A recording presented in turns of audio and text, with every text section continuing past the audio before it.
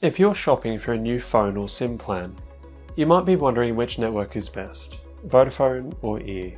In this video, we've compared EE and Vodafone based on their customer service, speeds and coverage, roaming policies, and value for money. Before we get started, if you're looking for a new phone, use our comparison site to see the best deals on EE and Vodafone handsets at the first link in the description below. Just click on the network boxes on the left side of the screen and you'll see the best deals on different devices from EE and Vodafone, as well as their reseller networks. Let's get started.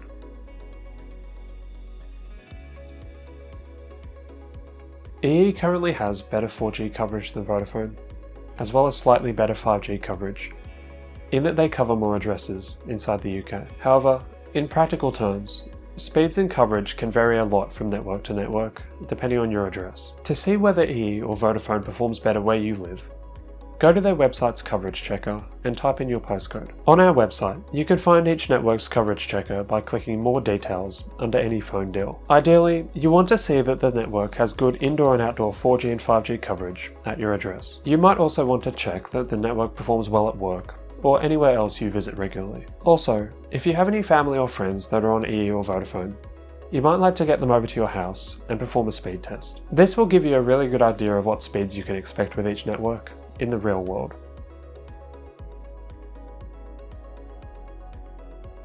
Customer service experiences on different mobile networks can vary wildly from customer to customer. Fortunately, Ofcom has performed research into the customer service performance of each major British mobile network, allowing us to see how EE and Vodafone perform on the whole. According to Ofcom research, EE customer service takes 145 seconds on average to answer when you call them, while Vodafone takes 150 seconds, basically the same. EE received 5 complaints per 100,000 subscribers, compared to 14 complaints per 100,000 Vodafone subscribers. 92% of EE and Vodafone customers are satisfied with the service overall. Essentially, EE and Vodafone both offer good customer service, but Vodafone customers complain to Ofcom slightly more often. Although it's close, on average, we'd say that EE has slightly better customer service than Vodafone.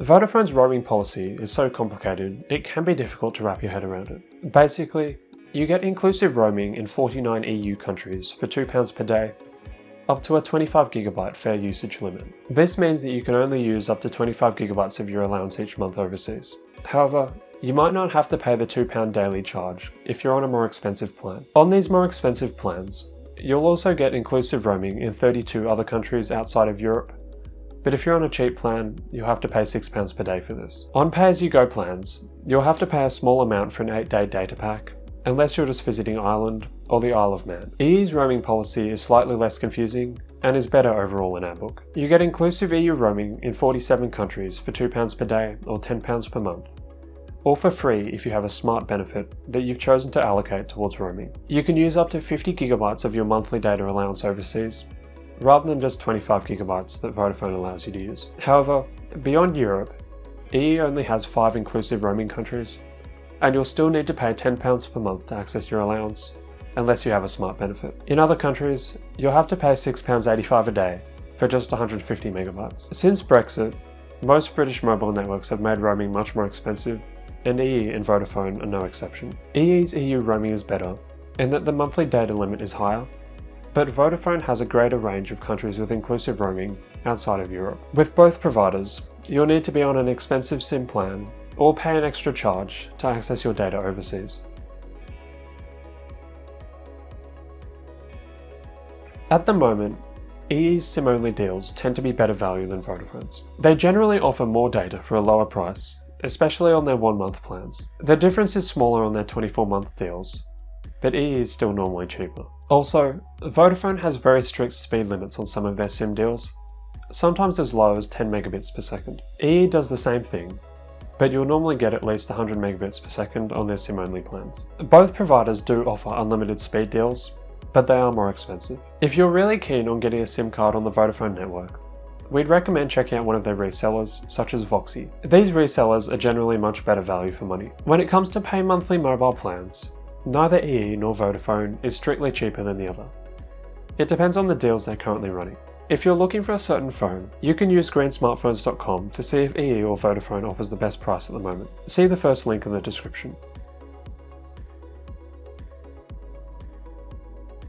In general, we prefer EE to Vodafone because their network covers more addresses, their SIM deals are slightly cheaper, their roaming policies have a higher fair usage limit in Europe, and they get slightly fewer customer complaints. However, this isn't to say that Vodafone is bad. If they have a SIM or phone deal that works for you, and they offer good signal at your address, you should definitely consider Vodafone. Remember, if you're looking for a specific phone and you want to compare deals from EE and Vodafone, you can use greensmartphones.com, which is the first link in the description. Simply select the networks you want to compare phones from using the Filters tab. And if you buy a phone after clicking through from our website, we'll plant a tree. If you have any questions about choosing a new phone or SIM deal, leave them in the comments below, and we'll get back to you as soon as possible.